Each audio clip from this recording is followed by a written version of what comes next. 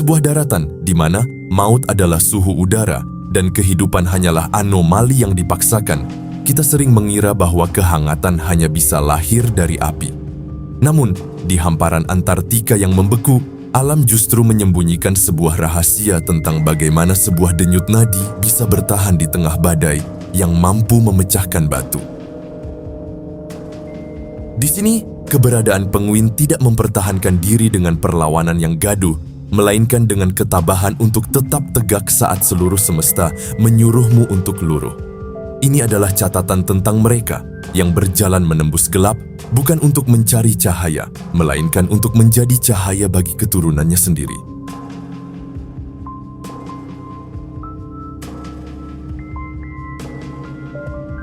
Antartika adalah monumen dari keheningan absolut, sebuah benua yang memilih untuk mengasingkan diri dari hiruk pola kehidupan global di ujung selatan bumi. Disinilah geografi berubah menjadi tumpukan waktu yang membeku.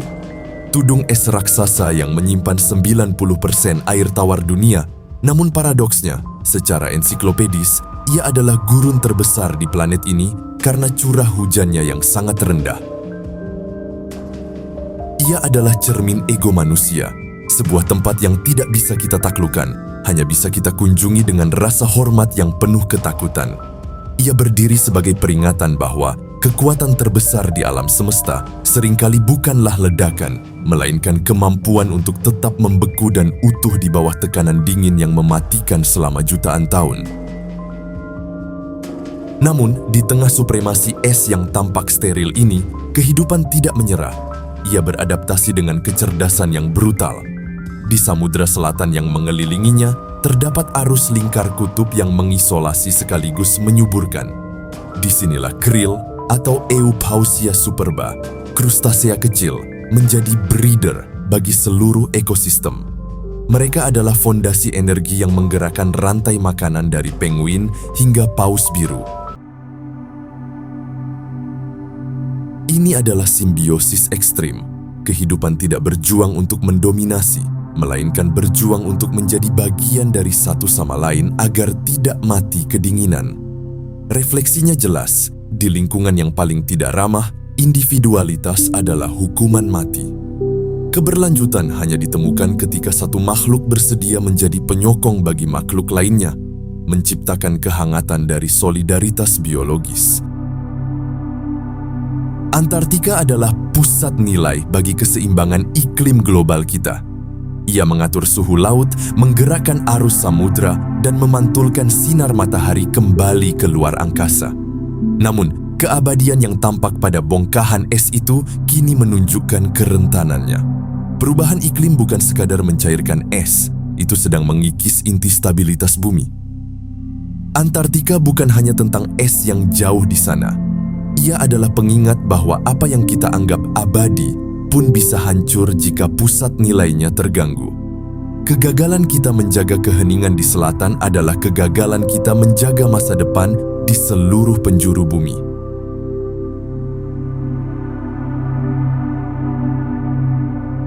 Penguin kaisar adalah satu-satunya spesies yang berani menetap di pedalaman Antartika selama musim dingin yang paling ekstrim.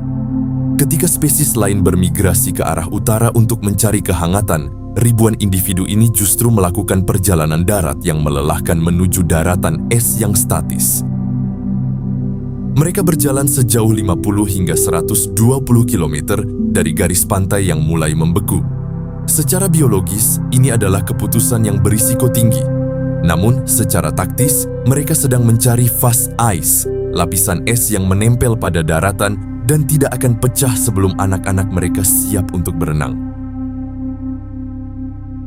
Nama penguin kaisar diberikan karena beberapa alasan yang berkaitan dengan ciri fisiknya. Penguin ini adalah spesies penguin terbesar di dunia, tingginya bisa mencapai sekitar 115 cm dengan berat hingga 40 kg pada musim tertentu. Tubuhnya tegak, dadanya lebar, dan di bagian leher terdapat warna kuning keemasan yang memberi kesan seperti jubah kerajaan. Karena ukuran dan penampilannya yang terlihat megah, para peneliti Eropa dulu menamainya Emperor Penguin, yang kemudian diterjemahkan menjadi penguin kaisar. Selain ukurannya yang besar, perilakunya juga luar biasa. Penguin kaisar hidup di Antarktika, tempat yang sangat dingin di bumi. Mereka adalah satu-satunya penguin yang berkembang biak di tengah musim dingin Antarktika. Di tempat yang disebut sebagai koloni ini, suhu bisa merosot hingga minus 60 derajat Celcius dengan angin katabatik yang menderu hingga kecepatan 200 km per jam. Tidak ada vegetasi, tidak ada perlindungan dari bebatuan, hanya hamparan es putih yang tak berujung. Bagi mata manusia, ini adalah neraka yang membeku. Namun bagi mereka, kesunyian ini adalah benteng. Jarak yang mereka tempuh adalah cara alami untuk memisahkan diri dari predator laut seperti singa laut dan paus pembunuh yang tidak bisa bergerak di daratan es yang sejauh itu. Ini adalah pelajaran tentang prioritas keamanan di atas kenyamanan. Seringkali, untuk menjaga sebuah nilai yang berharga, seseorang harus berani meninggalkan kemudahan dan melangkah ke tempat yang paling sunyi. Keamanan sejati tidak ditemukan di keramaian yang memanjakan, melainkan di kedalaman disiplin yang seringkali terasa dingin dan mengisolasi. Jarak penguin bukan sekadar perjalanan fisik, melainkan sebuah filter. Hanya mereka yang memiliki visi tentang kelangsungan hidup yang sanggup melampaui perjalanan panjang ini tanpa menyerah pada kelelahan. Setelah menempuh puluhan kilometer di atas daratan es yang tak berujung, kita mungkin bertanya-tanya bagaimana tubuh sependek itu sanggup melampaui jarak yang menyiksa. Namun, disinilah letak kejeniusan desain alam yang sering kita salah artikan sebagai lelucon. Melihat penguin berjalan di daratan seringkali mengundang senyum. Tubuh mereka yang gempal bergoyang ke kiri dan ke kanan dengan langkah-langkah pendek yang tampak canggung. Namun, di balik kelucuan yang tertangkap mata manusia, ada mekanisme fisik yang sangat efisien. Ketika medan es menjadi terlalu luas dan melelahkan, mereka akan merebahkan perut mereka yang licin dan mulai meluncur. Sebuah perilaku yang kita sebut sebagai tobogganing. Cara berjalan penguin yang bergoyang secara mekanis sebenarnya lebih efisien daripada cara berjalan manusia dalam hal menghemat energi potensial.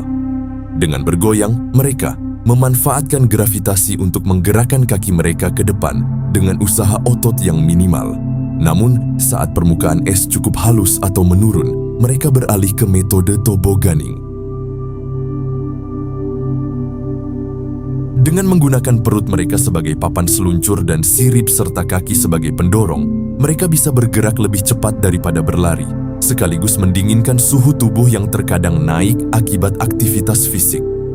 Bulu perut mereka yang sangat licin dan dilapisi minyak khusus mengurangi gesekan dengan kristal salju secara drastis. Ini adalah simbol dari kegembiraan yang fungsional. Seringkali dalam hidup, kita terlalu terpaku pada cara-cara konvensional untuk maju, meski itu terasa berat dan melelahkan. Penguin mengajarkan kita bahwa ada kalanya kita harus berani, merebahkan diri, dan meluncur mengikuti arus jika itu lebih menyelamatkan energi kita.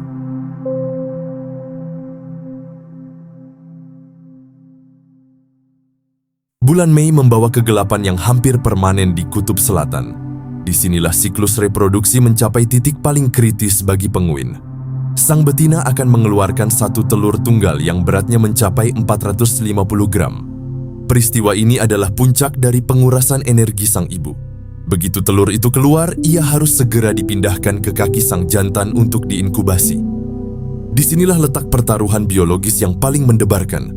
Telur itu tidak boleh menyentuh permukaan es lebih dari 2 detik. 2 detik kontak dengan es Antartika akan membekukan embrio di dalamnya secara instan. Sang jantan harus dengan sigap menyelipkan kakinya di bawah telur itu, lalu menutupinya dengan brood detik, sebuah lipatan kulit berbulu yang kaya akan pembuluh darah yang mampu menjaga suhu tetap di angka 37 derajat Celcius. Begitu transfer berhasil, sang betina yang sudah kehilangan banyak berat badan harus segera kembali ke laut untuk mencari makan. Perpisahan pun terlihat dramatis. Ia meninggalkan suaminya dalam kegelapan total selama 2 bulan ke depan. Ini adalah bentuk delegasi tanggung jawab yang mutlak.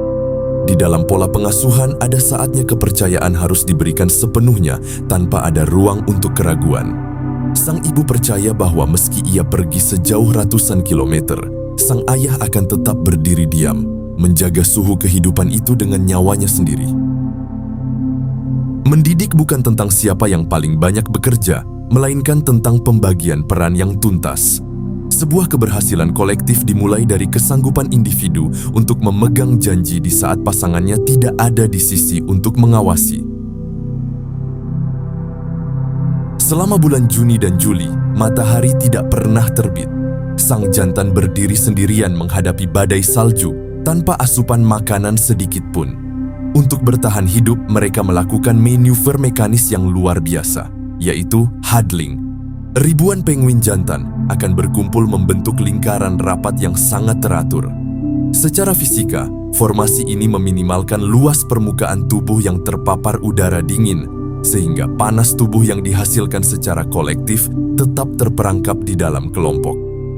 Suhu di dalam lingkaran huddle ini bisa mencapai 37 derajat Celcius, sementara di luar badai mengamuk. Namun, formasi ini tidak bersifat statis. Para penguin melakukan gerakan rotasi yang konstan.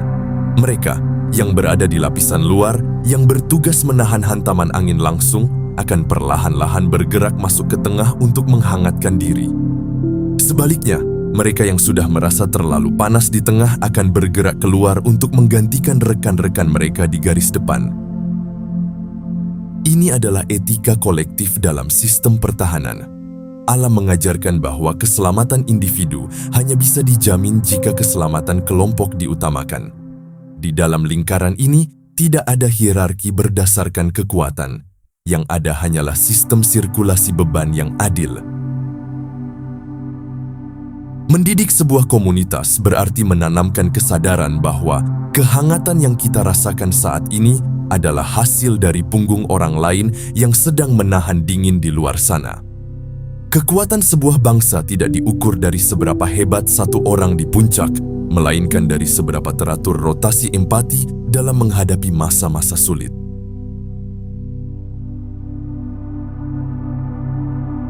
Ratusan kilometer di utara, di lautan lepas yang tidak membeku, sang betina sedang bertarung dengan waktu. Ia harus makan sebanyak mungkin untuk memulihkan tenaganya sekaligus menyimpan makanan di dalam lambungnya untuk dibawa pulang. Penguin memiliki kemampuan untuk menyimpan makanan dalam bentuk bubur yang belum dicerna sepenuhnya, yang nantinya akan dimuntahkan kembali untuk memberi makan anaknya yang baru menetas. Perjalanan sang ibu kembali ke koloni adalah ujian integritas tanpa pengawasan. Di samudera luas, tidak ada yang memantau apakah ia benar-benar berjuang untuk keluarganya atau hanya menyelamatkan dirinya sendiri. Namun, jam biologisnya tidak pernah salah. Ia harus kembali tepat pada saat anaknya menetas. Jika ia terlambat, sang ayah yang sudah kehilangan hampir separuh berat badannya tidak akan punya pilihan selain meninggalkan telur itu demi menyelamatkan nyawanya sendiri. Inilah gambaran dari tanggung jawab yang tetap tegak meski dipisahkan oleh jarak. Dalam pola pendidikan, integritas adalah kemampuan untuk tetap memegang amanah di saat godaan untuk menyerah atau melarikan diri begitu besar. Sang ibu kembali bukan karena ia merasa berkewajiban secara hukum, melainkan karena ada ikatan insting yang menyebutkan bahwa keberadaan dirinya adalah satu-satunya jembatan antara hidup dan mati bagi keluarganya. Hidup adalah tentang menepati janji yang dibuat di tengah kegelapan, bahkan saat kita berada di tempat yang paling jauh sekalipun. Setelah anak penguin menetas dan cukup besar untuk ditinggalkan, kedua induk akan bergantian mencari makan. Anak-anak penguin akan berkumpul dalam kelompok besar yang disebut crash untuk perlindungan kolektif. Namun, pada bulan Desember, saat es mulai pecah, sebuah perubahan drastis terjadi. Para induk mulai mengurangi pemberian makan dan akhirnya berhenti sama sekali. Mereka perlahan-lahan meninggalkan koloni menuju laut, membiarkan anak-anak mereka kelaparan di atas es yang mulai mencair. Rasa lapar ini adalah insting terakhir yang diberikan orang tua. Tanpa rasa lapar, anak penguin tidak akan pernah memiliki dorongan untuk berjalan menuju air. Mereka harus belajar mengganti bulu halus, mereka menjadi bulu dewasa yang kedap air secara mandiri. Inilah momen perpindahan otoritas dari asuhan menuju pengalaman. Mendidik bukan untuk membuat anak terus menempel, melainkan untuk memberikan cukup bekal agar mereka berani menghadapi ketidakpastian. Saat anak penguin pertama kali terjun ke laut, tidak ada instruksi renang. Mereka hanya memiliki insting dan keberanian yang dipicu oleh kebutuhan perut. Begitu tubuh mereka menyentuh air, sayap yang kaku berubah menjadi sirip yang lincah. Inilah keberhasilan pengasuhan. Ketika apa yang kita persiapkan selama berbulan-bulan di atas es, tiba-tiba berfungsi sempurna di tempat yang paling asing bagi mereka. Kemandirian tidak diberikan melalui kata-kata, melainkan melalui ruang kosong yang kita tinggalkan dengan sengaja agar mereka menemukan kekuatan diri mereka sendiri. Pada akhirnya, siklus hidup di ujung dunia ini bukan hanya tentang bagaimana sebuah spesies menghindari kepunahan. Ia adalah sebuah narasi tentang bagaimana kelembutan bisa bertahan di bawah tekanan yang luar biasa keras. Penguin Kaisar mengingatkan kita bahwa pengorbanan yang dilakukan dalam kesunyian adalah bentuk keberanian yang paling murni. Mereka mengajarkan bahwa untuk melahirkan sebuah masa depan yang tangguh, kita harus berani menjadi perantara yang ikhlas, berdiri diam menahan badai, lalu melepaskan dengan lapang saat fajar telah tiba. Karena di balik hamparan es yang membisu, kehidupan akan selalu menemukan jalan bagi mereka yang tahu cara bertahan dalam kebersamaan.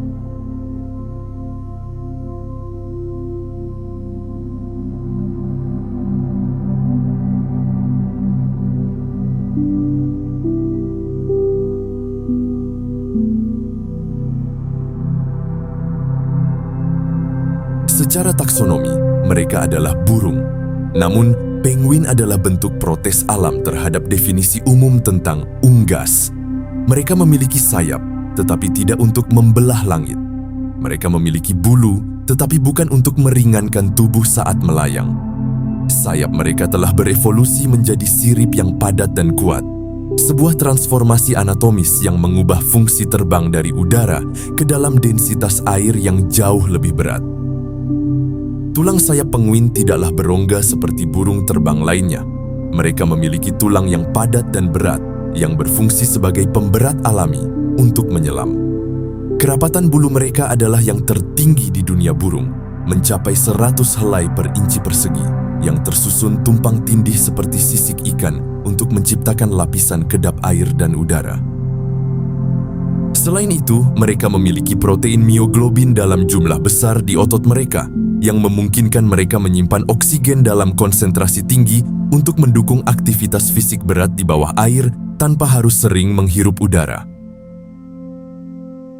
Ini adalah bentuk adaptasi radikal. Seringkali dalam hidup, kita merasa gagal karena tidak bisa melakukan apa yang orang lain lakukan, seperti burung yang merasa cacat karena tak bisa terbang. Namun, penguin mengajarkan bahwa kehilangan satu kemampuan seringkali adalah harga yang harus dibayar untuk menjadi ahli di medan yang berbeda. Mereka tidak terbang di langit yang fana, mereka terbang di kedalaman samudera yang abadi. Identitas mereka bukan ditentukan oleh apa yang hilang, melainkan oleh bagaimana mereka memaksimalkan apa yang tersisa. Rumah mereka adalah Pack Ice Antartika, sebuah gurun putih yang tidak menawarkan apapun selain dingin yang menggigit. Namun, di bawah lapisan es itu terbentang salah satu ekosistem paling kaya di bumi. Penguin Kaisar adalah penyelam andal yang mampu menembus kedalaman hingga 500 meter, mencari krill, cumi-cumi, dan ikan perak, Pleuragrama antarcticum. Mereka adalah predator puncak di dunia bawah air, namun tetap menjadi pengembara yang lapar di daratan. Untuk mencapai kedalaman tersebut, penguin Kaisar mampu menahan napas hingga 20 menit, sebuah rekor luar biasa bagi makhluk bernapas paru-paru. Habitat mereka di Antartika ditentukan oleh keberadaan es laut yang stabil selama setidaknya 9 bulan dalam setahun. Secara biologis, mereka bergantung pada fenomena upwelling, di mana arus laut dingin membawa nutrisi melimpah ke permukaan yang memicu ledakan populasi krill, makanan favoritnya. Saat berburu, mereka menggunakan taktik menyelam berulang atau serial diving dengan jeda istirahat yang sangat singkat di permukaan. Itu menunjukkan efisiensi metabolisme yang hampir mustahil dilakukan oleh mamalia atau burung lain di suhu air yang mendekati titik beku.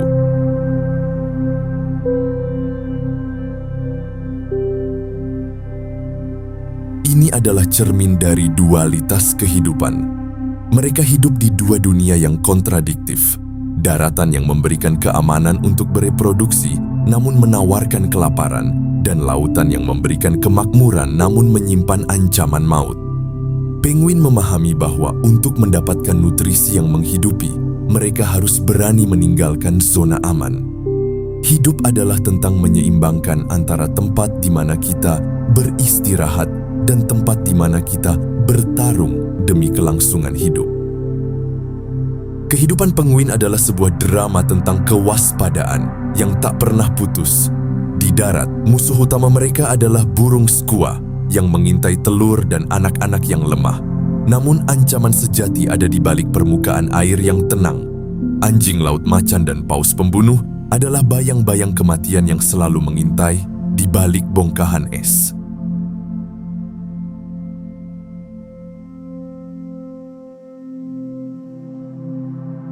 Anjing laut macan adalah predator spesialis yang sering menunggu di bawah bibir es untuk menyergap penguin yang baru saja terjun.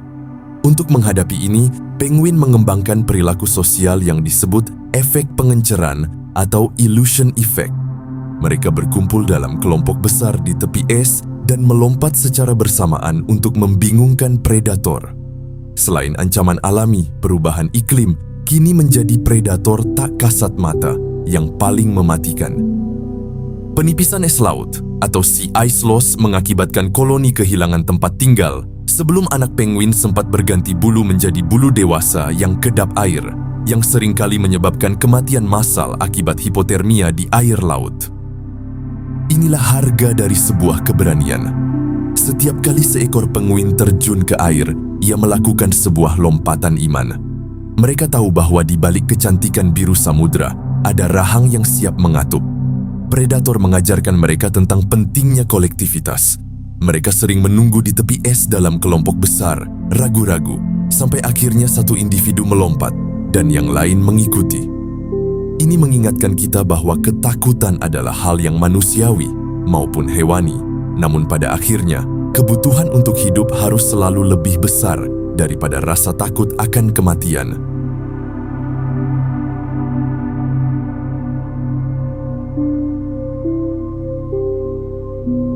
Ada teknologi biologis yang luar biasa di dalam tubuh mereka yang jarang diketahui. Penguin memiliki kelenjar khusus di atas mata mereka yang berfungsi menyaring garam dari aliran darah, memungkinkan mereka minum air laut yang asin. Selain itu, warna hitam putih mereka bukanlah pilihan estetika, melainkan kamuflase militer. Dari bawah, perut putih mereka menyatu dengan cahaya permukaan air. Dari atas, punggung hitam mereka menyatu dengan gelapnya dasar laut.